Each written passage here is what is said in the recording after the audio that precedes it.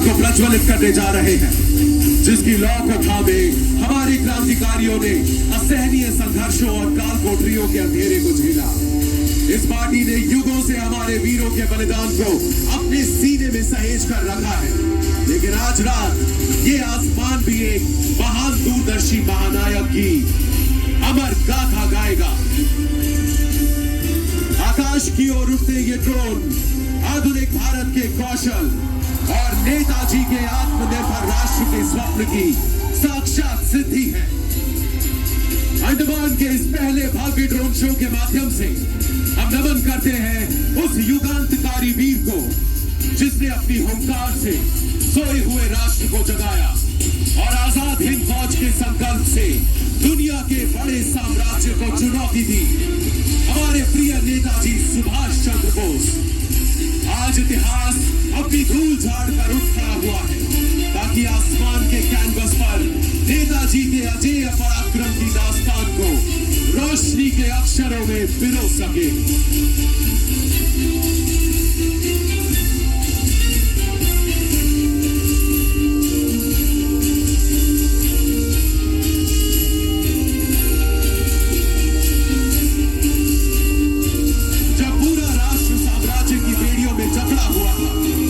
मिट्टी ने सबसे पहले अपनी जंजीरें तोड़कर एक स्वतंत्र आसमान के नीचे खड़े होने का साहस किया।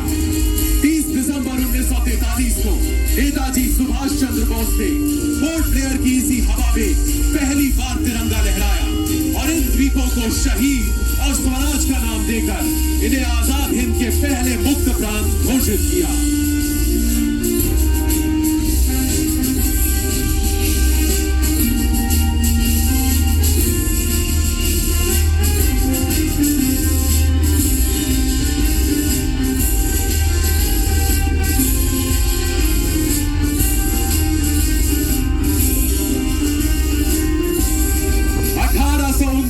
गूंजों को अपने भीतर महसूस कीजिए, जब एबरडीन की इस मिट्टी ने पहली बार प्रतिरोध का गौरव चढ़ा था।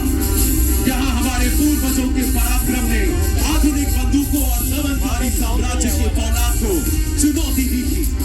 ये स्मारक पत्थर का नहीं, बल्कि उस भारतीय जिजीविषा का है, जिसे मिटाने की कोशिशें तो बहुत हुई, पर कभी सफल नहीं हुई।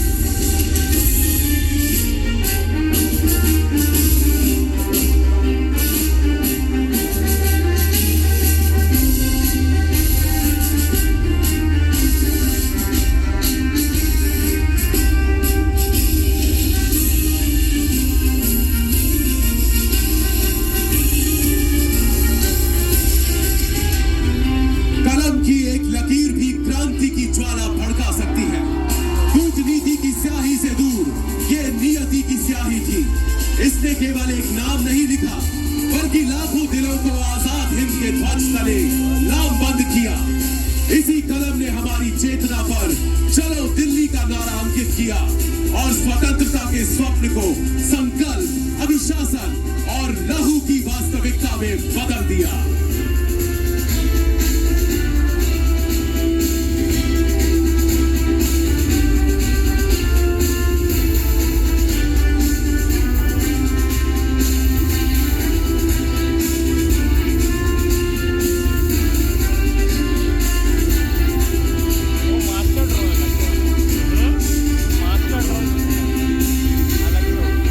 इन लकीरों के उतार चढ़ाव में विद्रोह की धड़कन है, एक ऐसा संकल्प जो रक्त से लिखा गया और मातृभूमि के लिए निभाया गया।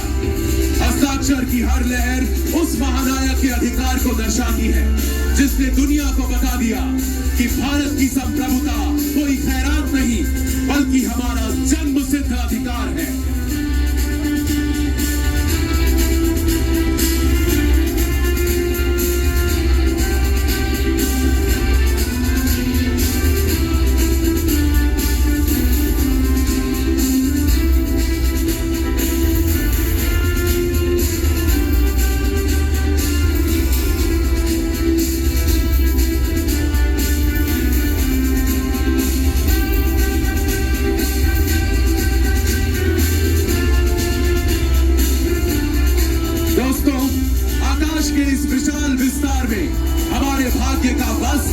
चित्र उभर रहा है, एक अखंड भारत की पवित्र ज्यामिति।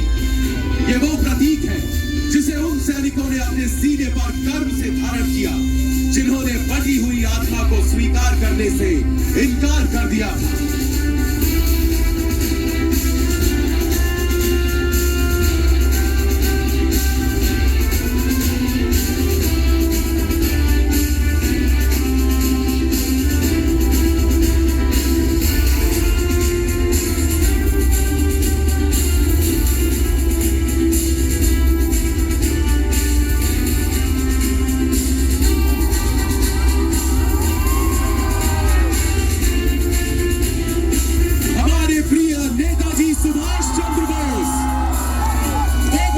जिनकी आंखों ने 1943 के घने अंधेरे में भी आजादी का उजाला देखा और 7 समंदर पार पहली बार स्वतंत्र भारतीय सरकार की नींव रखी। आज हमें यह एहसास होता है कि नेताजी का असली स्मारक ईंट पत्थरों में नहीं, बल्कि हर उस भारतीय के स्वाभिमान में है जो राष्ट्र को सर्वोपरि मानता है।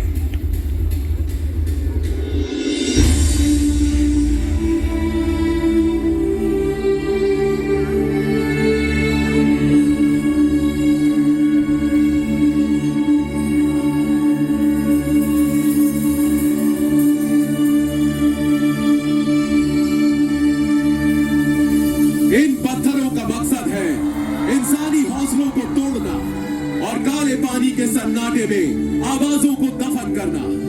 लेकिन सेलुलर जेल की ये दीवारें दृढ़ता का सर्वोच्च मंदिर बन गई, जहां काल कोठरी के अंधेरे में भी क्रांति के गीत गुनगुनाए गए। इस जेल की 7 शाखाएं भी उस अग्नि को नहीं बुझा सकी जिसने इस कारागार को भारतीय राष्ट्रवाद की जन्मस्थली में बदल दिया।